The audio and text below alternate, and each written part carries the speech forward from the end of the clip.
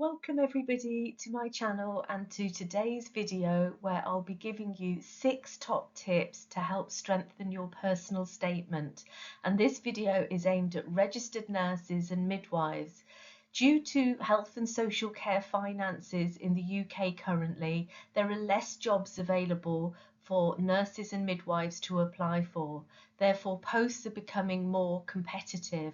And I've had several of you ask me for a video on how to strengthen your personal statement to make your application stand out and to ensure that you're shortlisted. So I've given you 6 top tips in this short video to strengthen your personal statement. I hope they help. If you've got any other tips or tips for interviews, do share them in the comments. Let me know how you get on with your interviews and whether you're shortlisted. This is very much an educational channel. All the videos are free and we share resources. So I hope you find this helpful. So the first tip is do what they ask. And this tip seems quite simple, but there are always odd applicants who don't do what they're asked to on the guidance when they write a personal statement. So firstly, you need to apply on time, and all applications are online nowadays. So you cannot upload an application after the deadline for applications stated on the advert. So the first thing you need to do is make sure you know when you need to complete your application. And I know applicants who misread the date and were very upset that they could not submit their application an hour later, for example.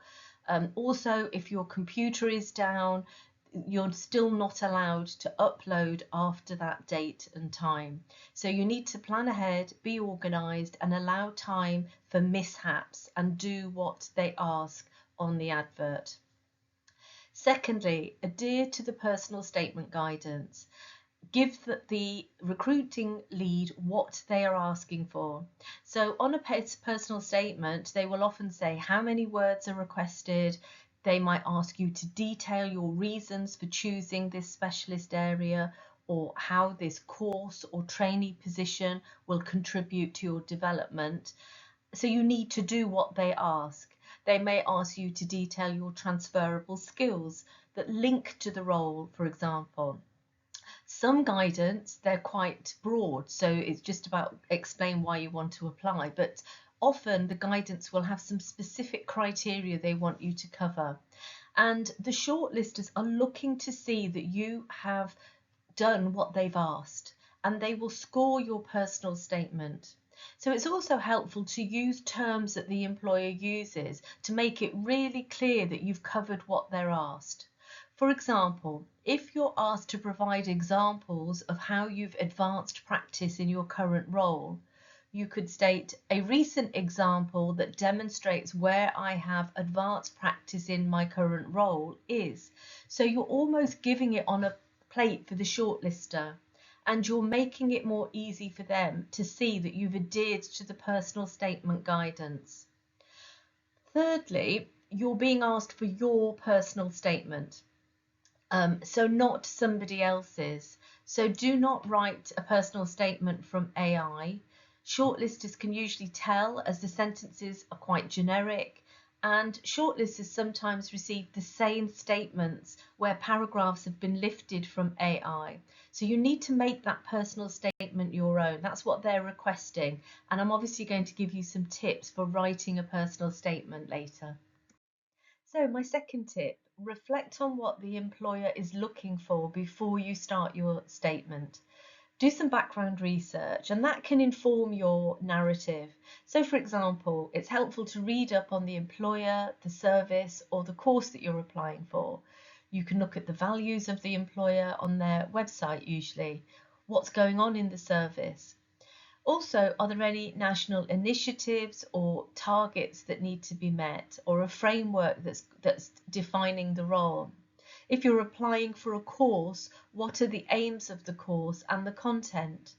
And this background research helps you inform your narrative. For example, if the role was an education role where you're going to be leading preceptorship, you might give an example to demonstrate your skills in your personal statement. the best example you can that shows transferable skills that you can lead this new program if you are offered the role.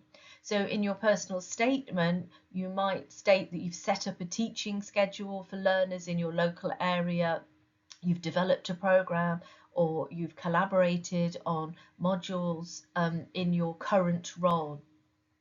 So it's very helpful to have a bit of insight into the employer and the service. Secondly, you might want to attend an informal visit or talk to recruiters on the phone in an online meeting to find out a little bit more about what they're looking for. And you also should go through the job description before you write the personal statement, highlighting key areas of responsibility and terms. They might use the term compassionate care, transformational leadership, or talk about the 4 pillars of advanced practice. And it's helpful to use a highlighter pen so you can really understand the role and what it entails before you start writing your personal statement. So tip 3, include your strongest examples that demonstrate your skills, abilities and personal attributes.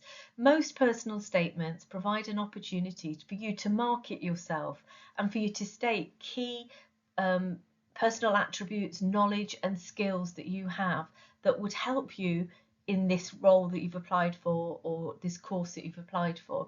So before you start a personal statement, it's really helpful to write down the core responsibilities you've got in your current role or previous roles that align to the job description. How have you professionally developed yourself? What core transferable skills do I have that align to the role that I'm applying for? And that's why it's helpful to have highlighted in the job description those key areas that they're looking for. Similarly, what projects or work streams you have led, academic courses or modules you've completed that demonstrate that you can do this role that you've applied for. So, for example, if you're applying for a trainee advanced nurse practitioner role, what's your best example that shows where you've advanced practice in your current role through educating others, through quality improvement projects or research that you've conducted? Evidence-based practice that you've integrated to develop staff and to improve patient care. If you've got several projects and you haven't got enough words, because often personal statements will restrict you on a certain number of words, you can give the detail of projects, you could summarize the projects that you've done and maybe focus on the most recent project, the largest project, your strongest example if you're short of words, and the one that truly shows how you've got those skills to meet the requirements in the role you've applied for. So tip 4 is really the most important one, and that is align your current development and projects to future roles. And it links to tip 3, because if you're going to give your best examples, you need to have some examples. So this is what you're going to be doing before you write your personal statement. You might think, what's this got to do with my personal statement? But it really counts. To make a personal statement stronger, you need some good examples to make it stand out. And often these examples will link to one of the 4 pillars of advanced practice in some way. Leadership or management, clinical practice, education or research. So take available opportunities before you apply for roles. Attend relevant study days to develop your knowledge and skills. You could act as a link nurse or midwife. You might have been a champion in your workplace for some passionate area that you want to develop. You could book a shadowing opportunity where you ask to shadow someone for a morning or for an afternoon to gain some insight into the role or service. You could take a secondment opportunity where you work in the role for a fixed period to cover maternity leave, for example, and then you gain some core insights into the role. And that's fantastic to put that you've had a secondment in a personal statement. You can join local and national forums and groups that usually aim to improve nursing practice or patient or staff experiences. You might link to a national charity or a local charity. There's also shared governance councils where staff collaborate in shared decision making to improve patient care or working conditions. And there's many national education, research fellowships, bursaries and scholarships that you can apply for. We have a network of quality improvement hubs in healthcare where you can link to local quality improvement initiatives or pursue a quality improvement project in your own area. You don't necessarily have to lead projects, but collaborating and being part of a group, you can add that to your personal statement. You can also support others in your current role. Support your local manager, educators, or project leads. What can I do? Think about what can I do to support the service? And you might want to offer to support and teach new learners in your area with inductions, preceptorship, competency, support workers with their care certificate, or support recruitment and career days where you share your experiences or career journey with others. These are wonderful things to put in a personal statement. So it's not just about the role that I did previously, it's about thinking to make it stronger and make it stand out. It's about what else can I put in there, and it's the work you do before you write your personal statement. And I'm not saying to do all these things at all, but just one of those things that you're interested in or passionate about would make your personal statement stronger. So tip 5 is to show impact and include the so what to elevate your personal statement, which I'll explain. This links to your core experience, skills, and the practical examples that you'll demonstrate, because lots of applicants tend to list what they've done in a personal statement without including the aim, but objective sometimes, but also the so what. What was the impact? You need to give those examples to market yourself, to show you're the right person, but adding the impact, the so what, elevates that personal statement. So for example, over the last 3 years, I have supported new starters in a particular service. So what? What was the impact? How did that impact on new starter experiences? Did you get any feedback from them? Did you evaluate? Did you ask? Did you get feedback from managers? Just 1 or 2 sentences on what the impact of that was to the service. Similarly, I regularly conduct audits. So what? We know audits are cyclical, and I've got a video on my YouTube channel, free videos, all the videos are free, on the audit cycle, but you will have learning and outcomes from audits. What was the impact on patient care in the area? What was the learning? In my role as a link nurse, I presented a poster presentation, or you might have attended a conference or completed a course. But what did you learn? What was the impact of that? How did you bring it back to improve patient care or staff experiences? Or you might have led a quality improvement project or collaborated on a project or shared governance council. But what was the impact of that?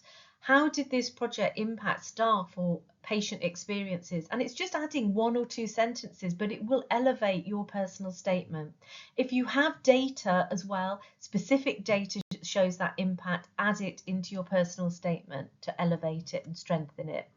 So tip 6 is writing clearly and concisely, and to do that you need to take time to prepare and not write it the night before, preferably.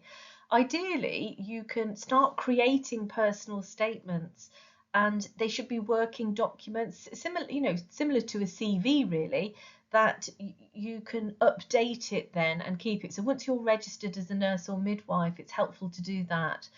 And as I mentioned earlier, the more competitive the post, the more you require a strong personal statement. Usually they request free narrative text and not bullets, but always adhere to the guidance notes, as I mentioned earlier. Ensure you check for spelling and grammar errors as well. So you need a clear structure with paragraphs.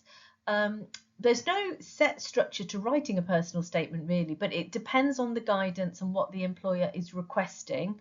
But I've given a simple structure here, but you don't have to use this, of course.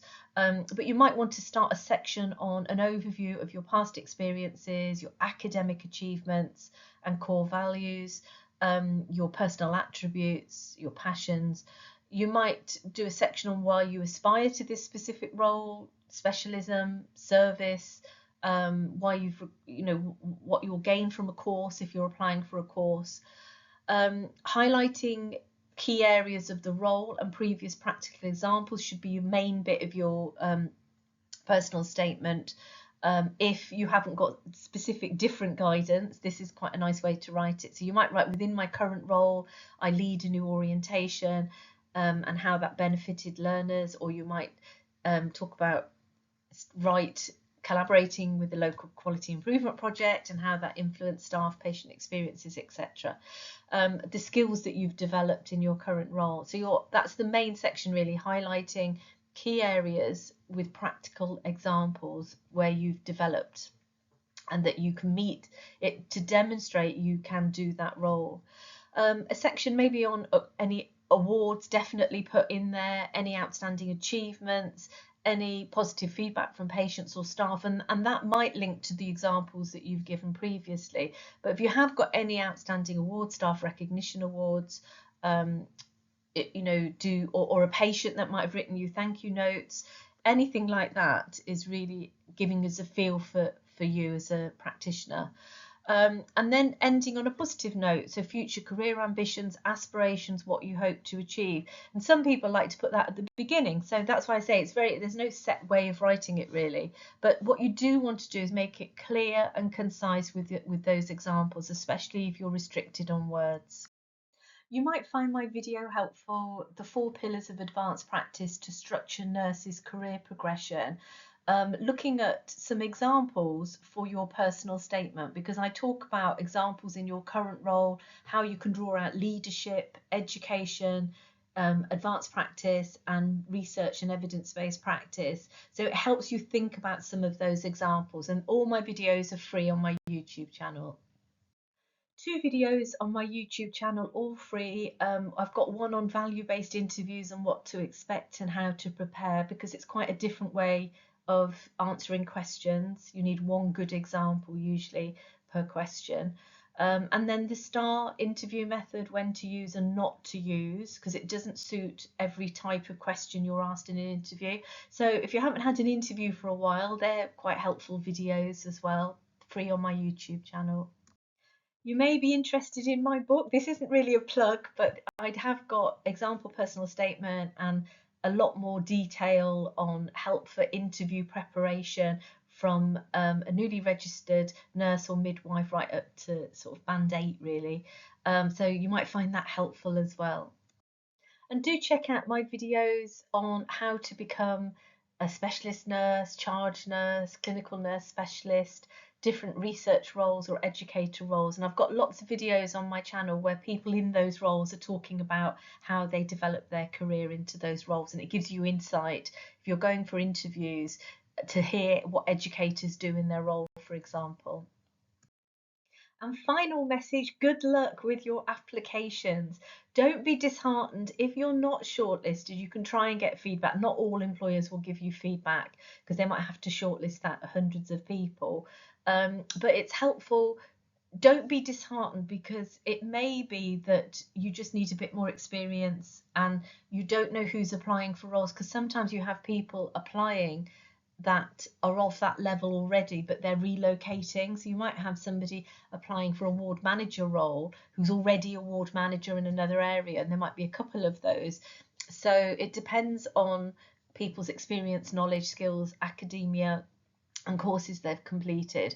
So don't be disheartened, keep going and just keep developing that personal statement and think about those examples. And remember what I said, it's what you do before, so you've got examples to put in your personal statement that really help strengthen it as well. So good luck all of you.